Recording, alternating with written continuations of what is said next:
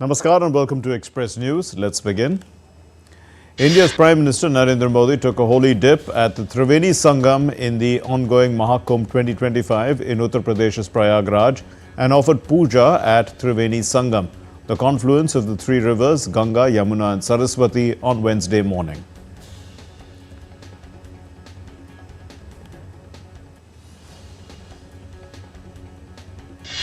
Prime Minister offered prayers to the holy river Ganga and prayed that blessings of peace, wisdom and good health and harmony prevail. Earlier, Prime Minister Modi took a boat ride from Arail Ghat to Triveni Sangam with the Uttar Pradesh Chief Minister Yogi Adityanath. A remarkable number of devotees have performed holy dips in the Mahakumbh so far. The huge rush of devotees reinforces the spiritual significance of this timeless tradition. Voting is underway in India's capital, Delhi, for the assembly elections. Voting, which began at 7 in the morning, will conclude at 6 in the evening. Till 3 o'clock, the voter turnout was at 46.55%. President Draupadi Murmu cast her vote at the President's estate, while Delhi's Lieutenant Governor Vinay Kumar Saxena also exercised his franchise. Vice President Jagdeep Dhankar cast his vote for the Delhi Assembly election, and other important leaders also exercised their voting rights. The Delhi elections are being held in a single phase, while the results will be announced on February 8. Prime Minister Narendra Modi, in a social media post, urged voters to participate in the Festival of Democracy and extended his special wishes to first-time voters. India's External Affairs Minister Jai Shankar met the President of the 79th session of the United Nations General Assembly, Philemon Yang, in New Delhi on Wednesday. The two leaders discussed various issues on the United Nations agenda. India's Electronics and Information Technology Minister Ashwini Vaishnav met with the OpenAI CEO Sam Altman on Wednesday. Ashwini Vaishnav held an in-depth conversation about the strategy for developing a complete AI stack. The minister emphasized that India is concentrating on designing its own chips, creating foundational AI models and developing AI applications. India's Home Minister Amit Shah chaired the second round of security review meeting on Jammu and Kashmir in New Delhi on Wednesday. The first India-Arab Universities President's Conference was organized by India's Ministry of External Affairs in New Delhi on Wednesday and was inaugurated by the Minister of State for External Affairs, Kirtivardhan Singh. Delivering the keynote address at the first India-Arab Universities President's Conference, Kirtivardhan, he highlighted the strong cooperation between India and the Arab countries. In a social media post, spokesperson of the Indian Ministry of External Affairs, Randeep Jaiswal, said that the Embassy of India in Libya facilitated the return of 18 Indian nationals that would be arriving. They would be arriving in India on Thursday. The Indian Army mobilized to assist in the aftermath of a train collision and derailment in northern Uttar Pradesh. No casualties were reported. General Syed Chanegriha, who is the Chief of Staff of the People's National Army of Algeria, will be on an official visit to India from February 6 to 12, 2025. He'll be attending the inauguration of the Aero India 2025. The permanent representative to the International Seabed Authority, Mayank Joshi, called on the Secretary General, Leticia Carvalho, and expressed India's continued support to work of the ISA. Nepal Electricity Authority has been granted permission to purchase the share of IL and FS Energy Development Company Limited of India, a cross-border power transmission company. The Indian equity indices, they ended on a negative note on Wednesday. At close, the Sensex was down 312.53 points, that's 0.40%, ending at 78,271.28. The Nifty was also down 42.95 points, that's 0.18% at 23,696.30. The Indian rupee ended at a fresh record low of 87.46 per dollar on Wednesday versus Tuesday's close of $87.07 rupees for the dollar. India has made significant progress in mobile and electronics manufacturing and has become the world's second largest mobile manufacturing country. India has been featured in the United Nations Honor Roll for paying its regular budget assessments within the 30-day deadline, according to the permanent mission of India in New York. Oil prices slid on Wednesday as rising stockpiles in the US and market worries about a new Sino-US trade war offset President Donald Trump's renewed push to eliminate Iranian crude exports. Brent crude futures were down 39 cents at $75.81 a barrel, while US West Texas Intermediate crude lost 26 cents at $72.44 a dollar.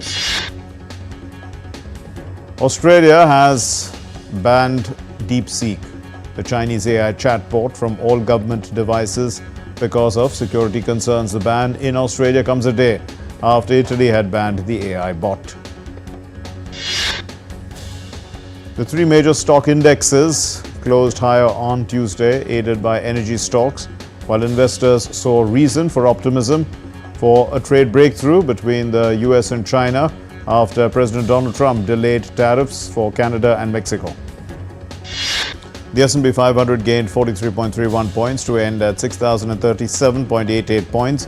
The Nasdaq Composite gained 262.06 points to end at 19,654.02. The Dow Jones Industrial Average rose 134 points and ended at 44,556.04.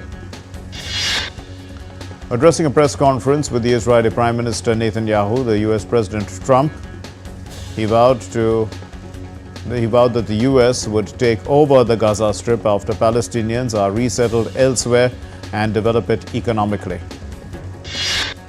In the first meeting with a foreign leader since returning to office on January 20, Trump said he hopes to renew an effort towards a historic normalization of relations between Israel and the Arab power Saudi Arabia. Israeli Prime Minister Benjamin Netanyahu also voiced confidence on Tuesday that he could strike a peace deal with Saudi Arabia. He called Trump the greatest friend Israel has ever had. Donald Trump said on Tuesday that he is in no rush to speak with his Chinese counterpart Xi Jinping, despite expectations of a phone call soon, in efforts to defuse a new trade war between the world's two largest economies. Mexico on Tuesday began moving troops to its northern border as part of a 10,000-member deployment that President Claudia Sheinbaum had promised U.S. counterpart Donald Trump. After Trump delayed 25% tariffs on Mexico and Canada for a month, Mexico's economy minister Marcelo Ebrard has said that a month is enough to reach an agreement with the U.S. before tariffs take effect. The U.S. president also said that he would love to make a deal with the country to improve bilateral relations, but added that Tehran should not develop a nuclear weapon. Trump on Tuesday signed an executive order withdrawing Washington from a number of United Nations bodies, including the Human Rights Council, and setting up a broader review of U.S. funding for the multilateral organization.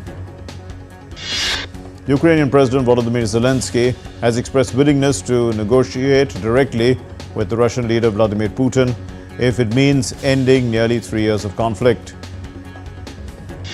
International Atomic Energy Agency Chief Rafael Grossi arrived in Kiev on Tuesday, inspecting a damaged electricity substation and cautioning that continued attacks on Ukraine's power grid could trigger a nuclear disaster.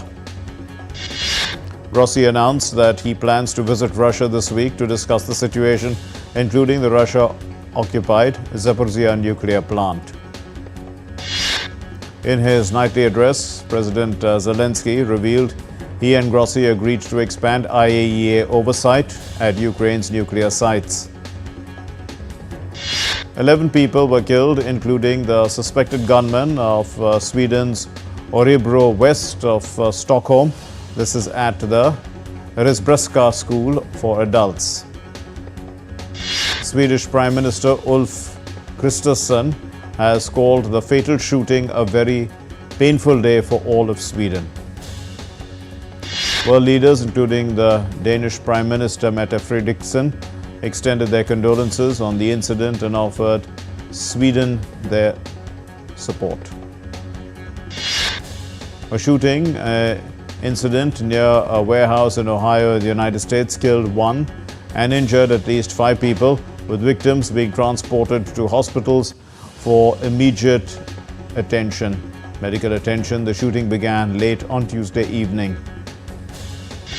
In an overnight drone strike, an oil depot in Russia's southern region of Krasnodar had caught fire. The debris of the drone fell on a tank and a fire broke out in the village of Novominskaya. As rebels in eastern Congo's largest city, Goma, declared ceasefire, people rushed to bury some 2,000 victims of last week's conflict as they feared the spread of the disease. The UN Human Rights Council will hold a special meeting to discuss the situation in the eastern Congo city of Goma on February 7 in Geneva. Thailand suspended the electricity that's being transmitted to Myanmar border areas on Wednesday to disrupt scam centers run by criminal syndicates. The move follows UN reports of large-scale human trafficking linked to these illegal operations. We're heading for a short break. You're watching DD India Express News. Stay with us.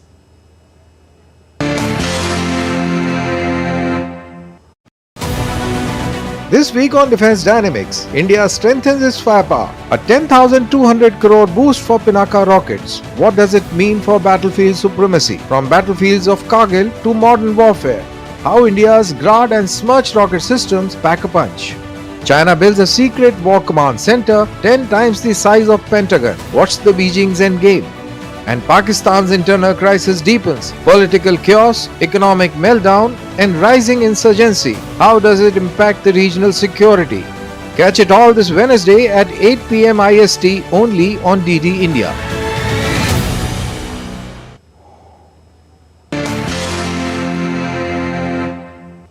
Welcome back to Express News on DD India. Let's resume. The national capital woke up to shallow fog on Wednesday, with the India Meteorological Department forecasting partly cloudy skies on election day. The India Meteorological Department has forecast light to moderate rainfall and snowfall over the western Himalayan region, with thunderstorms and lightning likely to hit parts of north and northeast India. According to the Met Department, a fresh western disturbance is likely to bring a wet spell to many parts of the Himachal Pradesh area on Wednesday, with light to moderate snowfall expected in the higher reaches and rainfall in the lower areas. The local meteorological office has issued a yellow warning for thunderstorms and lightning in Una, Bilaspur, Hamirpur, Chamba, Kangra and Solan on Wednesday. Snow piles up. They have gathered in Wajima city. This is in Japan, and the Japan Meteorological Agency has predicted that the snowfall is getting stronger because of the coldest front of the season. The weather officials have said that snow is picking up strength and along the Sea of Japan, especially from the northern to the western Japan, and they've called on people, in fact, to stay alert for transportation disruptions, also heavy snow and heavy waves at the coastal areas. Forest fires continue to rage in Argentina's El Bolson. This is about 3,000 hectares of terrain near the tourist hotspot of Patagonia. It was charred because of the forest fires. According to regional administration, a man has died and more than 800 people have been evacuated from mountain shelters close to El Bolson. And this is while 123 had contacted a helpline informing the authorities that they were leaving the area. A 5.0 magnitude earthquake struck Kuka city in Xinjiang Autonomous Region of China. So emergency response teams were deployed. No casualties or damaged homes were reported so far. Hundreds of people left Santorini on ferries and planes on Tuesday as a series of quakes kept shaking the popular Greek tourist island. Sonmarg town of the Indian Union territory of Jammu and Kashmir is alive with excitement as an ice skating competition was organized by the Srinagar Development Authority and the J&K Tourism. It aims to promote winter sports and local talent. Local residents and participants were enthusiastic about this initiative, which enhances Sonmarg's reputation as a winter sports hub. Selange province traditionally organizes a snow festival on the slopes of Noyon mountain in order to develop winter tourism. Domestic tourists from all over Mongolia gather for this festival. The Silver Winter of Khara.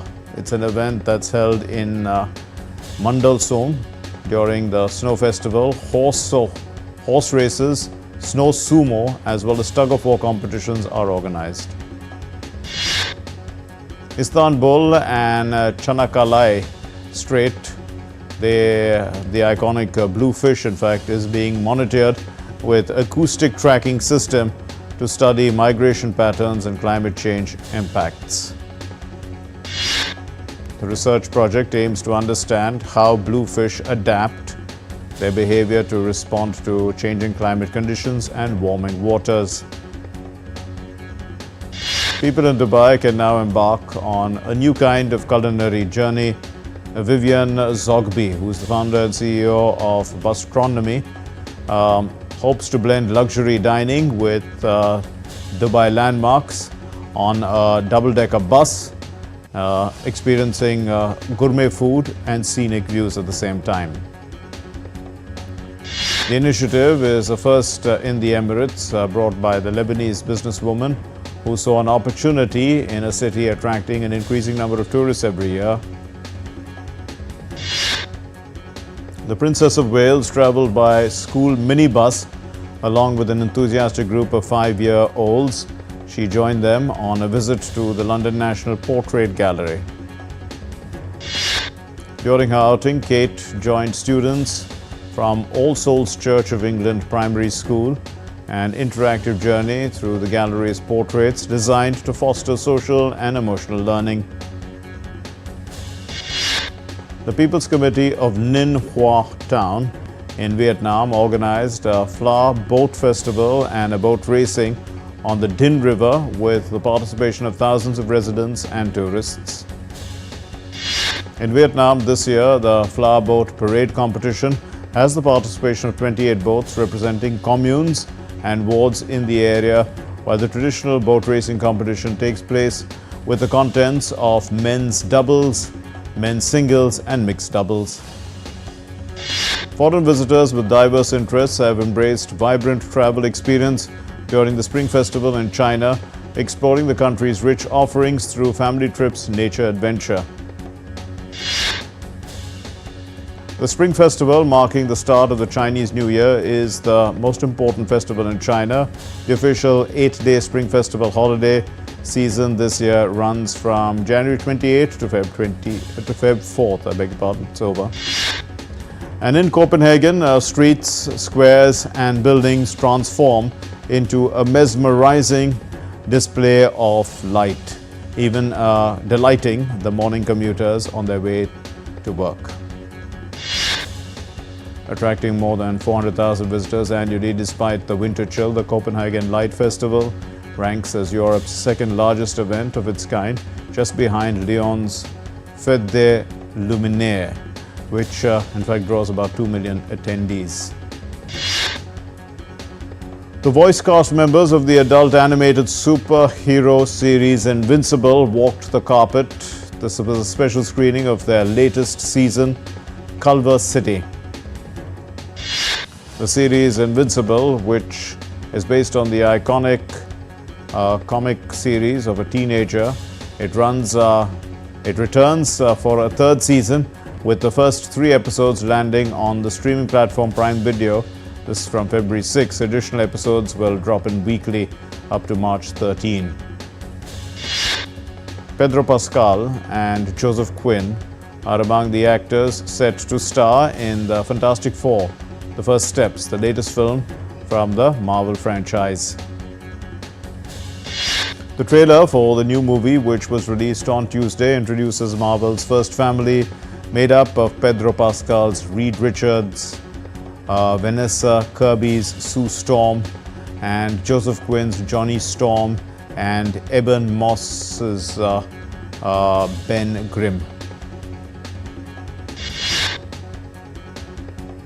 Actress and comedian Amy Schumer walked the red carpet in New York City, and this is the cast of her movie Kinda Pregnant. Kinda Pregnant is an inert Netflix comedy. It's directed by Tyler Spindell and it's from the script penned by Julia Pavia, and also Amy Schumer.